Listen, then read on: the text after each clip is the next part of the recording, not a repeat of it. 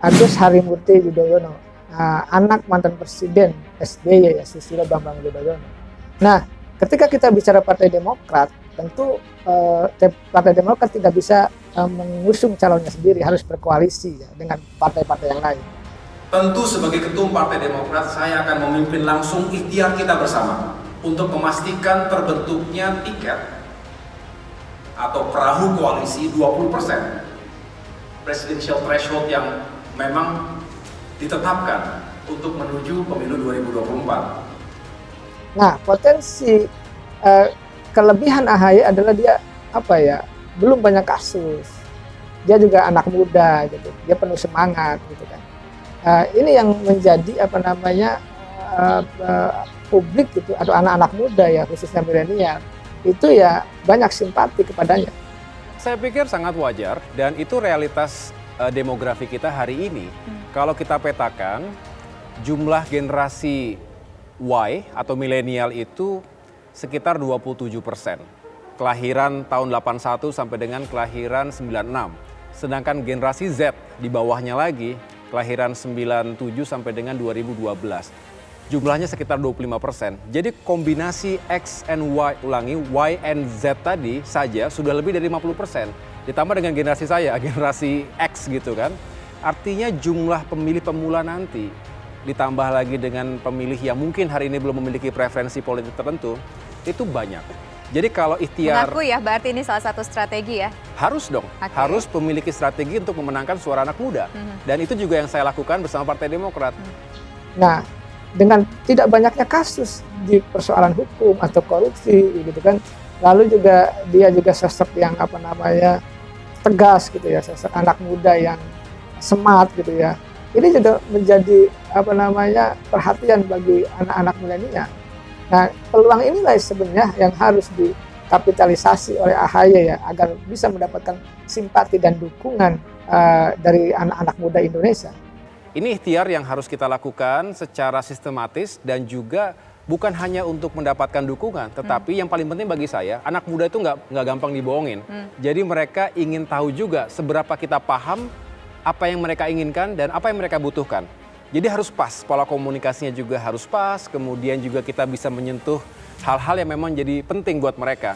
Nah, kadang-kadang ada gap komunikasi antar generasi itu kan selalu, wah boomers nih, milenial nih, Z nih begitu. Tetapi sebetulnya sama, pada akhirnya setiap generasi itu ingin didengarkan, ingin diperjuangkan aspirasinya. Nah, cuma yang berbeda sekarang pola komunikasi dan pendekatan sosialnya. Nah, sekarang banyak kan pakai media sosial, mereka ingin berekspresi, menggunakan TikTok dan lain sebagainya. Itu yang perlu kita lebih pahami lagi. Dan pada akhirnya ternyata anak-anak muda, setelah saya bertemu dengan berbagai kalangan, Mbak Tisa, juga punya kepedulian. Jangan kita menganggap mereka apatis atau apolitis begitu saja ya. Terhadap isu-isu tertentu tentang lapangan pekerjaan, tentang kreativitas, inovasi, teknologi, mereka juga tertarik sekali. Akhirnya mereka juga punya harapan melalui katakanlah Partai Demokrat untuk diperjuangkan. Baik. Jadi menurut saya itu adalah sesuatu yang sangat baik kalau bisa dilakukan. Sangat baik dan Nah, lalu apa? Dia juga ada di partai politik atau Partai Demokrat ya, yang tentu partai yang pernah berpengalaman 2 periode di pemerintahan. Tentu ini juga menjadi pengalaman berharga bagi Partai Demokrat.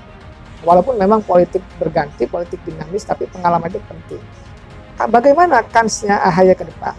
Ya tergantung bagaimana AHY dan Partai Demokrat ya dalam bisa membangun koalisi besar ya, atau koalisi yang memenuhi persyaratan 20% presidensial threshold.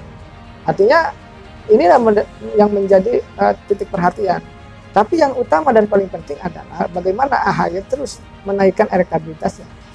Untuk itu saya akan membuka komunikasi politik secara aktif dengan semua stakeholders, para pimpinan partai politik, para mitra berdemokrasi tanpa terkecuali. Jadi semua saya akan berkomunikasi, saya akan datangi, saya akan membangun hubungan yang baik. Tergantung bagaimana tadi menaikkan elektabilitas dirinya sendiri gitu ya. Lalu juga bagaimana membangun koalisi dengan partai-partai politik sehingga AHY bisa menjadi capres ataupun cawapres.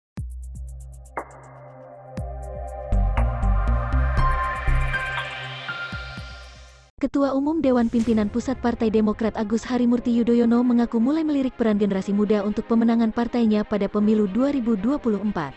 Hal itu ia sampaikan selepas deklarasi organisasi sayap kepemudaan di bawah naungan partainya, Mimbar Peradaban Indonesia. Saya bersyukur karena energi dari generasi anak muda ini juga semakin hari makin terasa. Mereka yang ingin lebih aktif dalam proses berpolitik dan berdemokrasi dan juga mengusung perubahan-perubahan yang lebih baik. Saya sendiri akan fokus di situ, jelas AHY. Putra eks-Presiden RI Susilo Bambang Yudhoyono itu mengaku menyambut baik setiap dukungan dari generasi muda yang dianggapnya jadi modal politik tersendiri untuk 2024.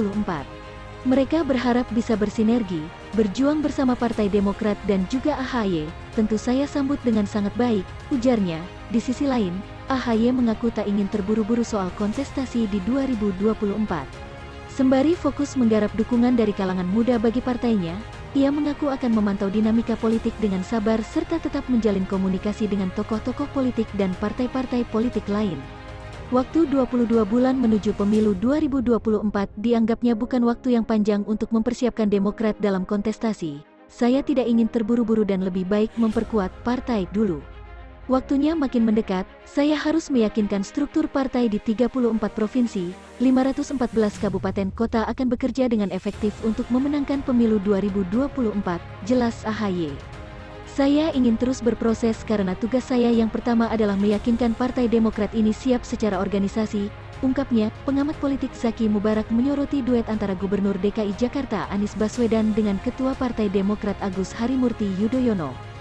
Dia menuturkan, sampai saat ini Nasdem punya suara yakni 9% dan PKS 8,2%.